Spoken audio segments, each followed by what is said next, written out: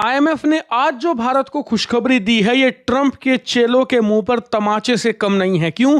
क्योंकि ट्रंप ने जब कुछ महीने पहले ये कहा था कि भारत एक डेड इकोनॉमी है और वो रूस के साथ चाहे तो डूब मरे, मुझे फर्क नहीं पड़ता, तब उनके चेलों ने खूब ठहाके लगाए, खूब भारत का मजाक उड़ाया। यहां तक कि ट्रंप की सरकार में जो सीनियर मिनिस्टर्स हैं वो भी बच्चों की तरह अपने देश के न्यूज़ पर आकर भारत के खिलाफ बिल्कुल बचकाने बयान दे रहे थे और भारत का मजाक उड़ाने से नहीं चूक रहे थे।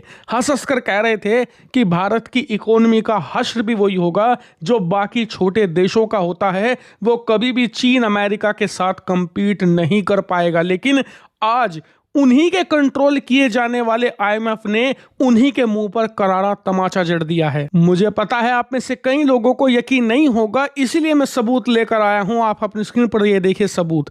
आईएमएफ की जो चीफ हैं, प्रमुख हैं, उन्होंने बयान दिया है India has prove everyone wrong, यानी कि भारत ने सबको गलत साबित कर दिया है। भारत की इकोनॉमी एक ऐसे ऐतिहासिक मुकाम पर पहुंच चुकी है जहां पर इस समय चीन से लेकर अमेरिका सब पहुंचना चाहते हैं। भारत ने वो मुकाम छू लिया है। इतना ही नहीं, आईएमएफ ने सिर्फ बयान ही नहीं दिया बल्कि ऐलान भी किया है। ऐलान ये कि इस साल हमने जो अनुमान लगाया था कि भारत की अर्थव्यवस्था फाइनेंशियल ईयर 2025-26 में भारत की इकोनॉमी 6% की रफ्तार से बढ़ेगी, ये अब हमें दोबारा फिर से रिकैलिब्रेट करना पड़ रहा है। हम अपनी पुरानी रिपोर्ट को वापस ले रहे हैं और उस रिपोर्ट में बदलाव कर रहे हैं। कैसा बदलाव?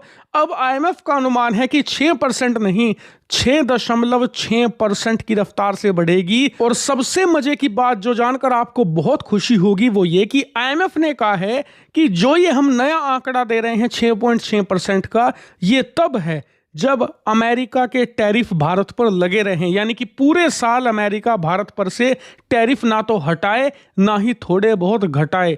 ज्यों के तू 50% भारत पर टैरिफ लगे रहे, इसके बावजूद भारत 6.5% से ज्यादा की रफ्तार से ग्रो करेगा और ये हमारी उम्मीद है। लेकिन आपको भी बता दूं मैं, आईएमएफ इस रिपोर्ट को अभी और बदलेगा दिसंबर के आसपास। तब आप देखिएगा भारत 7% की जीडीपी ग्रोथ के आसपास खड़ा होगा इसी साल। और ये बहुत बड़ी जीत क्यों है भारत के लिए? वो इसलिए क्योंकि इस समय ट्रंप ने जिन भी देशों के खिलाफ टैरिफ लगाए हैं ना, ट्रंप ने सभी देशों की जीडीपी के जो आंकड़े दिए थे पहले, जो भविष्यवाणी करी थी कि जी अगले साल किस रफ्तार से बढ़ेगी, सब में कटौती करी है। यहां तक कि जिन देशों पर 10, 15, 19% के टैरिफ भी लगे हैं, उनके जीडीपी के आंकड़े आईएमएफ घटा चुका है। भारत एकमात्र ऐसी मेजर इकोनॉमी है जिसके टैरिफ लगने के बावजूद वो भी 50%, यानी कि बाकी देशों के मुकाबले 3-4 गुना टैरिफ अमेरिका ने भारत पर लगाए हैं, उसके बावजूद हमारी इकोनॉमी घटेगी नहीं, उल्टा और तेज रफ्तार से बढ़ेगी। हालांकि आपका सवाल होगा कि ये हो कैसे रहा है, सरकार कैसे इस चीज को कीप अप कर पा रही है, क्योंकि 50% के टैरिफ बहुत होते हैं, वो भी एक ऐसे देश द्वारा जो हमारे सबसे ज्यादा सामान को खरीदता है, जहां से व्यापार करने पर हमें सबसे ज्यादा मुनाफा होता है। उस देश ने हम पर 50% टैरिफ लगाए हैं, फिर भी हम इतनी तेज रफ्तार कैसे बनाए रख पा रहे हैं? क्या इसके पीछे गवर्नमेंट कुछ डाटा मैनिपुलेशन कर रही है? क्या सरकार यहां पर कुछ घपला कर रही है? तो मैं आपको इसकी सच्चाई बताता हूं। दरअसल आईएमएफ की चीफ ने खुद बताया है कि भारत अमेरिका के टैरिफ को सिर्फ और सिर्फ रिफॉर्म के हथियार से बीट कर पा रहा है। हालांकि आप कहोगे कि रिफॉर्म क्या होता है, कौन सा हथियार है? तो रिफॉर्म का मतलब होता है सुधार। हम अपनी इकोनॉमी में लगातार सुधार कर रहे हैं, जैसे कि हाल ही में सरकार द्वारा किया गया जीएसटी रिफॉर्म इसका सबसे बड़ा उदाहरण है। दरअसल जब ट्रंप ने टैरिफ लगाए तो भारत के एक्सपोर्ट अमेरिका में घटने लगे, सामान हम ज्यादा नहीं बेच पा रहे थे अमेरिका में, तो सरकार ने क्या किया? घरेलू कंजप्शन बढ़ा दिया। हमने जीएसटी कम कर दी हर एक सेक्टर में, जिससे हुआ यह कि लोगों ने ज्यादा सामान भारत में ही खरीदना शुरू कर दिया।